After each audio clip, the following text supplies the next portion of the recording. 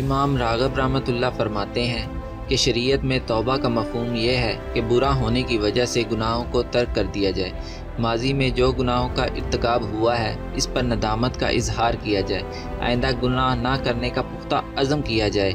اور جن اعمال کا تدارک ممکن ہو ان کے تدارک کی کوشش کی جائے۔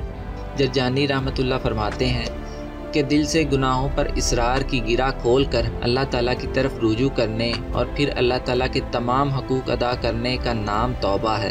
اور یہ بھی کہا گیا ہے کہ گناہ کا اعتراف کرنے، اس پر ندامت کا اظہار کرنے اور آئندہ اس سے باز رہنے کا نام توبہ ہے۔ ایک قول یہ بھی ہے کہ اصلاح شریعت میں توبہ یہ ہے کہ گناہوں پر اس لیے ندامت کا اظہار کیا جائے کہ وہ گناہ ہیں، اور یہ عزم مصمم کیا جائے کہ قدرت کے باوجود آئندہ اس گناہ کا ارتکاب نہیں ہوگا۔ اس تعریف میں جو یہ کہا گیا ہے کہ گناہ پر ندامت کا اظہار کیا جائے تو یہ اس لیے کہ مباحثات کے کسی کام پر ندامت کو توبہ نہیں کہا جاتا، اور جو کہا گیا ہے کہ اس پر ندامت کا اظہار کیا جائے تو یہ اس لیے کہ اگر کوئی شخص شراب پینے پر اس لیے ندامت کا اظہار کرتا ہے کہ اس کے ساتھ اسے سر درد کا عارضہ لاحق ہو جاتا ہے، یا اس کی عقل معاف ہو جاتی ہے، یا اس میں مال اور عزت و آبرو کا نقصان ہوتا ہے، تو یہ شرعی طور پر اسے توبہ نہیں کہا جائے گا۔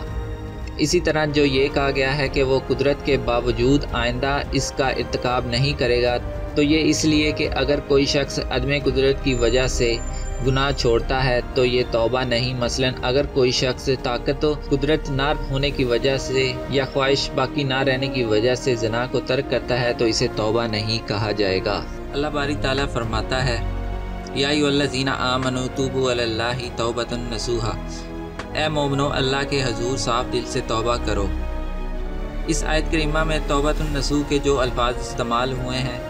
ان کے بارے میں علامہ جریانی رحمۃ اللہ فرماتے ہیں کہ توبۃ النصوح کا مفہوم یہ ہے کہ اس بات کا پختہ عہد کیا جائے کہ آئندہ اس گناہ کا ارتکاب نہیں ہوگا۔ مزید برآں اس کا مطلب یہ بھی بیان کیا گیا ہے کہ توبہ کرنے والا پوشیدہ یا اعلانیہ طور پر اپنے اعمال پر اس گناہ کا کوئی تاثر باقی نہ رہنے دے۔ یہی وجہ ہے کہ توبۃ النصوح سے انسان کو دنیا اور آخرت میں کامیابی اور کامرانی نصیب ہوتی ہے۔ علامہ تھانوی رحمۃ اللہ کہتے ہیں کہ توبۃ النصوح کا تعلق دل کے اعمال سے ہے، اور اس کے معنی یہ ہیں کہ دل کو گناہوں سے پاک کر لیا جائے۔ اس کی علامت یہ ہے کہ انسان کو گناہوں سے اس طرح نفرت ہو جائے کہ دل میں اس کا خیال بھی نہ آئے۔ علامہ جرجانی نے اپنی کتاب میں لکھا ہے کہ توبہ کی 3 اقسام ہے۔ ندامت، عزم مصمم کہ اللہ تعالیٰ نے جس بات سے منع کیا ہے اس کا دوبارہ ارتکاب نہیں کیا جائے گا، اور اگر از راہ ظلم کسی سے کوئی چیز چھینی ہو تو اسے واپس کیا جائے گا۔